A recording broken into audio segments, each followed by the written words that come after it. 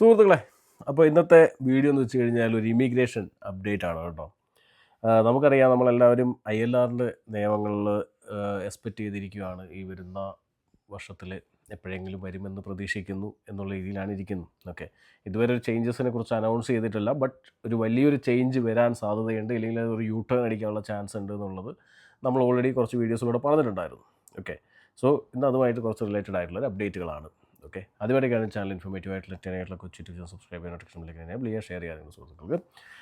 അപ്പോൾ നമുക്ക് എല്ലാവർക്കും അറിയാം, ILRൻ്റെ കേസിൽ ഇപ്പോൾ ആളുകൾ ഇപ്പോൾ എല്ലാം ഒന്ന് കാമായിരിക്കുകയാണ്. കാരണം എന്ന് വെച്ച് കഴിഞ്ഞാൽ ഇപ്പോൾ കുറച്ച് ദിവസങ്ങളായിട്ട് വരുന്നതെല്ലാം പോസിറ്റീവായിട്ടുള്ള ന്യൂസുകളാണ്. ഓക്കെ, കാരണം എന്ന് വെച്ച് കഴിഞ്ഞാൽ ഏപ്രിലിൽ വരേണ്ട ILR നിയമങ്ങൾ ഏപ്രിലിൽ അവർ പ്രഖ്യാപിച്ചില്ല. ഏപ്രിൽ വരും എന്നൊക്കെ പറഞ്ഞ് കടുംപെട്ടുമായിട്ട് വന്നിട്ടുള്ള ഷബാന മുഹമ്മദിന് പിന്നെ ഒരു അനക്കവും കണ്ടില്ല. കാരണം എന്ന് വെച്ച് കഴിഞ്ഞാൽ മുന്നേ പറഞ്ഞിട്ടുണ്ടായിരുന്നു ഇലക്ഷൻ മുഖ്യം ബിഗിലേ എന്നുള്ളതാണ് അവർ. കാരണം വെച്ചാൽ ലണ്ടൻ മേയർ സാദിഖ് അലി പുള്ളിയടക്കം തോറ്റ് പോകാനുള്ള സാധ്യതകൾ വളരെ കൂടുതലാണ്. സോ അതുകൊണ്ട് തന്നെ മേയർ ഇലക്ഷൻ May 7 വരാൻ നിൽക്കുന്നത്. സോ അതുമായി ബന്ധപ്പെട്ടിട്ടാണ് എന്ന് സൈലൻ്റ് ആണെന്നാണ് എനിക്ക് തോന്നിയിരിക്കുന്നത്. ഞാനത് ഓൾറെഡി ഒരു വീഡിയോയിൽ പറഞ്ഞിട്ടുണ്ടായിരുന്നു. നിങ്ങൾക്ക് എന്താ തോന്നുന്നത് താഴത്ത് കമൻറ്റ് ചെയ്യാം. ഓക്കെ, കാരണം ലേബർ ഇപ്പോൾ ഏകദേശം കൊണ്ട് 3-ാം സ്ഥാനത്തേക്ക് നിൽക്കുന്നൊരു സാഹചര്യമാണുള്ളത്. ഓക്കെ, 2-ാം സ്ഥാനമില്ല, 3-ാം സ്ഥാനം 4-ാം സ്ഥാനത്തേക്കൊക്കെ മാറി എന്നൊക്കെയാണ് അറിയാൻ സാധിക്കുന്നത്. കാരണം ഒപ്പീനിയൻ പോളുകളിൽ ലേബർ അമ്പേ പോയിരിക്കുകയാണ്, അതായത് കൺസർവേറ്റീവിനും താഴെ വന്നിരിക്കുകയാണെന്നാണ് അറിയാൻ സാധിക്കുന്നത്. ഓക്കെ, അപ്പോൾ അതിൻ്റെ ഇടയിൽ ഇപ്പോൾ ഇലക്ഷൻ ഉള്ളതുകൊണ്ട് ഇവരിങ്ങനെ തത്തിക്കളിക്കുന്നതാണോ എന്നുള്ള സംശയമുണ്ട്. ഓക്കെ, അതുകൊണ്ട് നിങ്ങളുടെ സംശയം ഇവിടെ ഇരിക്കട്ടെ. ബട്ട് ഞാൻ ഇപ്പോൾ പറഞ്ഞു വരുന്നത് വെച്ച് കഴിഞ്ഞാൽ ഇമിഗ്രേഷൻ നയങ്ങളിൽ റിഫോം പാർട്ടി വീണ്ടും പ്രഷർ ചെലുത്തുന്നുണ്ട് നമ്മുടെ ലേബർ ഗവൺമെൻറ്റിനെ. അതായത് റിഫോം അധികാരത്തിൽ വന്നു കഴിഞ്ഞാൽ ബോറിസ് മൈഗ്രേഷൻ സർജിനെ കുറിച്ചൊരു ഇൻവെസ്റ്റിഗേഷൻ പ്രഖ്യാപിക്കും, എൻക്വയറി പ്രഖ്യാപിക്കും. അതുപോലെ ഇൻഡെഫിനിറ്റ് ലീവ് ടു റിമെയിൻ അത് മൊത്തമായിട്ട് നിർത്തലാക്കും എന്ന് വീണ്ടും നമ്മുടെ റിഫോം പാർട്ടിയുടെ നേതാവ് നൈജൽ ഫറാജും സിയ യൂസഫും പുള്ളി രണ്ടുപേരും കൂടി ഇന്ന് പറഞ്ഞിട്ടുണ്ട്. ഓക്കെ, അപ്പോൾ ഞാൻ ഇപ്പോൾ വീഡിയോ ഇടുന്നതിന് ഒരു റീസൺ ഉണ്ട്. കാരണം എന്ന് വെച്ച് കഴിഞ്ഞാൽ May 7 ഇലക്ഷൻ. ഓക്കെ, സോ മലയാളികൾ ഉൾപ്പെടെ ഒരുപാട് പേര് റിഫോം പാർട്ടിക്ക് ഇവിടെ നിൽക്കുന്നുണ്ട്. ഒരുപാട് പേര് ഇലക്ഷൻ നിൽക്കുന്നുണ്ട്. ഓക്കെ, അപ്പോൾ നിങ്ങളുടെ സുഹൃത്തുക്കൾക്കായിരിക്കാം, അതൊക്കെ സുഹൃത്തുക്കൾക്ക് തന്നെ അവിടെ ഇരിക്കട്ടെ. ഓക്കെ, പക്ഷേ ഒരു കാര്യം പറയാമെന്ന് വെച്ച് കഴിഞ്ഞാൽ ഇപ്പോൾ ഈ പറഞ്ഞ കാര്യങ്ങളൊക്കെ നിങ്ങൾ കേൾക്കുന്നുണ്ടല്ലോ അല്ലേ? അതായത് ഇൻഡെഫിനിറ്റ് ലീവ് ടു റിമൈൻ, അതായത് ഇവിടെ ഓൾറെഡി ഉള്ളവർക്ക് പോലും എടുത്തു കളയുമെന്നൊക്കെയാണ് പറയുന്നത്. ചില വാഗ്ദാനമായിരിക്കാം, പക്ഷേ അതെങ്ങാനും നിറവേറ്റിയാലോ? അപ്പോൾ അതുകൊണ്ട് തന്നെ ഇങ്ങനെയുള്ള ഒരു ന്യൂസുകൾ നിങ്ങൾ മിസ്സാക്കരുത്.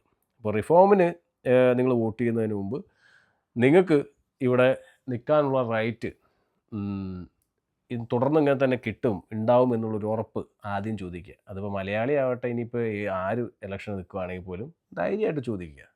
ഉത്തരവാദിത്വം ഉണ്ട് അവർക്ക്. അവർ വോട്ട് ചെയ്യിപ്പിച്ച് നാളെ നമ്മളെ പിടിച്ച് പുറത്താക്കില്ലെന്ന് ഉറപ്പ് തരാൻ പറ്റുമോ എന്നുള്ള കാര്യം നിങ്ങൾ ചോദിക്കണം. നമ്മളുടെ ഉത്തരവാദിത്വമാണ്. ഓക്കെ, നമ്മൾ ഇത്രയും ILRനെതിരെ ഫൈറ്റ് ചെയ്തിട്ടുണ്ട്, നമ്മൾ ഇനിയും ഫൈറ്റ് ചെയ്യും. ഓക്കെ, ഇനി മറ്റൊരു കാര്യം എന്ന് വെച്ച് കഴിഞ്ഞാൽ ബോറിസ് വേവ്സിനെ കുറിച്ച് അന്വേഷിക്കുക. അതായത് ഇപ്പോൾ ഓൾറെഡി ഇപ്പോൾ ഈ ബോറിസ് വേവ് എന്ന് പറഞ്ഞാൽ നമ്മൾ ഈ അടുത്ത് സ്റ്റുഡൻറ്റ് വിസയിൽ ഒരുപാട് പേര് കയറി വന്നില്ലേ?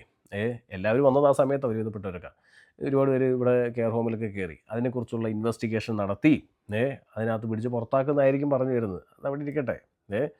ഇവരൊക്കെ ഇലക്ഷൻ ജയിച്ച് വരണോ എന്ന് നമ്മൾ തീരുമാനിക്കും. അതായത് ഗ്രീൻ പാർട്ടി ഇപ്പോൾ പോകുന്ന പോക്ക് വെച്ചിട്ട് പല മണ്ഡലങ്ങളിലും അല്ലെങ്കിൽ പല ഏരിയകളിലും നല്ല രീതിയിൽ ലീഡ് ചെയ്യുന്നുണ്ട്. Okay, I think green party ഇപ്പോൾ നമുക്ക് വേറെ ഓപ്ഷൻ ഇല്ലാത്തതുകൊണ്ട് ഗ്രീൻ പാർട്ടിയെ സപ്പോർട്ട് ചെയ്യുന്നു എന്ന് മാത്രമേ ഉള്ളൂ കറൻ്റ്ലി.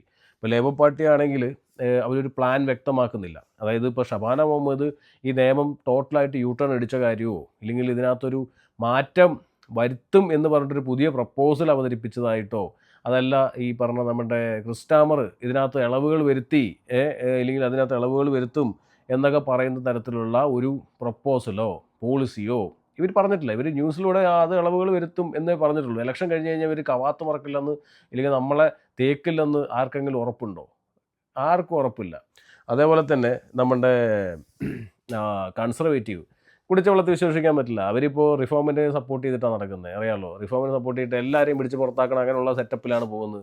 ഒരു കാരണവശാലും കൺസർവേറ്റീവും വോട്ട് കുത്തരുത് എന്നുള്ളത് എനിക്ക് പറയാനുണ്ട്. അതുപോലെ ലേബർ പാർട്ടി ഒന്നില്ലെങ്കിൽ ഇലക്ഷന് മുമ്പ് വളരെ വ്യക്തമായിട്ട് തന്നെ അവർ പറയണം ഇന്നതായിരിക്കും പോളിസി. അതായത് ഇപ്പോൾ ഓൾറെഡി ഇവിടെ എക്സിസ്റ്റിംഗ് ആയിട്ടുള്ള ആളുകൾക്കൊന്നും ഈ ഒരു നിയമം ബാധകമാകില്ല, ഇനി വരുന്നവർക്ക് മാത്രമായിരിക്കും ബാധകമാകുക എന്നെങ്കിലും ഇവർ പറഞ്ഞില്ലെങ്കിൽ ലേബർ പാർട്ടിക്കും വോട്ട് കുത്തുന്നത് നമ്മളുടെ കഴുത്ത് നമ്മൾ തന്നെ അറക്കുന്ന പോലെ ആയിരിക്കും. ഓക്കെ, ഇലക്ഷൻ കിട്ടി ജയിച്ച് കയറി വന്നു കഴിഞ്ഞാൽ ഇവർ നമ്മളെ പിടിച്ച് പുറത്താക്കില്ല എന്ന് ഒരു ധാരണയും ഇല്ല. സോ അതുമാത്രമല്ല, ഇപ്പോൾ ഷബാന മുഹമ്മദ് ആണെങ്കിൽ ഇപ്പോൾ ഇന്നത്തെ ഒരു ന്യൂസ് അനുസരിച്ചിട്ട് വന്നിരിക്കുന്നത് വെച്ച് കഴിഞ്ഞാൽ 10 വർഷത്തെ നിയമം സ്ട്രിക്റ്റ് ആയിട്ട് കൊണ്ടുവരും എന്നുള്ളത് തന്നെയാണ്. അതിന് പാർട്ടിക്കുള്ളിൽ പോരാണ് നടന്നുകൊണ്ടിരിക്കുന്നത്. 100ഓളം എം പിമാരും ഇപ്പോൾ അതുപോലെ തന്നെ മറ്റ് സംഘടനകൾ, ഇപ്പോൾ യൂണിസം പോലുള്ള സംഘടനകളാവട്ടെ, അല്ലെങ്കിൽ മറ്റ് ഒരുപാട് സംഘടനകൾ ഇതിനെ എതിർത്ത് മുന്നോട്ട് വന്നിട്ടുണ്ട് അതിനകത്തേക്ക്. പക്ഷേ എങ്കിലും പുള്ളിക്കാരി ഒരു കടുക് മണി വ്യത്യാസത്തിൽ പോലും അങ്ങോട്ടും ഇങ്ങോട്ടുള്ളൊരു മാറ്റത്തിന് ഇതുവരെ ഒന്ന് അയവുഞ്ഞതായിട്ടൊന്നും എവിടെയും പറഞ്ഞിട്ടില്ല. അതുകൊണ്ട് തന്നെ നമ്മൾ പറയാനുള്ള കാര്യം എന്ന് വെച്ച് കഴിഞ്ഞാൽ അവെയർ ആയിരിക്കുക, ഇതേപോലുള്ള കാര്യങ്ങൾക്ക് നമ്മൾ എപ്പോഴും അപ് ടു ഡേറ്റ് ആയിട്ടിരിക്കുക, ഈ ന്യൂസുകളൊന്നും മിസ്സാകാതിരിക്കുക. കാരണം നിങ്ങൾക്കെല്ലാവർക്കും വോട്ട് ചെയ്യാനുള്ള റൈറ്റ്സ് ഉണ്ട്. കോമൺവെൽത്ത് കൺട്രിയിൽ നിന്ന് വരുന്ന ഏവർക്കും വോട്ട് ചെയ്യാനുള്ള റൈറ്റ്സ് ഉണ്ട്. അത് സ്റ്റുഡൻ്റ് ആവട്ടെ, ഡിപ്പെൻഡൻ്റ് ആവട്ടെ, ഇനിയിപ്പോൾ ഇവിടെ കെയർ ആവട്ടെ, കെയർ ഡിപ്പെൻഡൻ്റ് ആവട്ടെ, നേഴ്സുമാരാവട്ടെ, ആരും ആവട്ടെ, നിങ്ങൾക്ക് വോട്ട് ചെയ്യാനുള്ള റൈറ്റ് ഉണ്ട്. അപ്പോൾ നിങ്ങൾക്കിപ്പോൾ നിങ്ങളുടെയൊക്കെ ലെറ്റർ ബോക്സിനകത്ത് ഓൾറെഡി വോട്ട് രജിസ്റ്റർ ചെയ്യാനുള്ള ലെറ്റേഴ്സ് വന്നിട്ടുണ്ടാകും. ചെക്ക് ചെയ്യുക, നിങ്ങളുടെ കൗൺസിലിലുള്ള വോട്ടുകൾ രജിസ്റ്റർ ചെയ്യുക, കാതോർത്തിരിക്കുക. നമ്മൾ ഇലക്ഷന് തൊട്ട് മുമ്പായിട്ട് നമ്മൾ വീഡിയോ ചെയ്യും ആർക്കാണ് നമുക്ക് ഇപ്രാവശ്യം വോട്ട് കുത്തേണ്ടത് എന്നുള്ളത്. ഇപ്പോൾ അതിന് മുമ്പ് ലേബർ പാർട്ടി നമുക്കൊരു പോളിസി പ്രപ്പോസലൊക്കെ തന്നൊരു പ്രോമിസൊക്കെ ചെയ്യുകയാണെന്നുണ്ടെങ്കിൽ തീർച്ചയായിട്ടും നമുക്ക് ലേബർ പാർട്ടി ചെയ്യുന്നതിന് തെറ്റൊന്നുമില്ല. പക്ഷേ ലേബർ പാർട്ടി ഇതുവരെ നമ്മുടെ അടുത്ത് അയവുകൾ വരുത്തും, അളവ് കുറയ്ക്കും, ഇല്ലെങ്കിൽ മറ്റേ ഉള്ള എക്സിസ്റ്റിംഗ് ആയിട്ടുള്ള ആളുകൾക്ക് ബാധകമാവില്ല, ട്രാൻസാക്ഷണൽ എഗ്രിമെൻറ്റ് ഉണ്ടാവും, അതൊക്കെ പറഞ്ഞിട്ടുണ്ട് ILRൻ്റെ കേസിൽ. പക്ഷേ അതിലൊന്നും ഇതുവരെ ഒരു സാധനവും പറഞ്ഞിട്ടില്ല. അത് നമ്മുടെ ഹോം സെക്രട്ടറി ആണെങ്കിലും ഇല്ലെങ്കിൽ പ്രൈം മിനിസ്റ്റർ ആണെങ്കിലും അത് പറയാൻ പറ്റുമായിരുന്നു, പക്ഷേ അതൊന്നും ഇതുവരെ പറഞ്ഞിട്ടില്ല.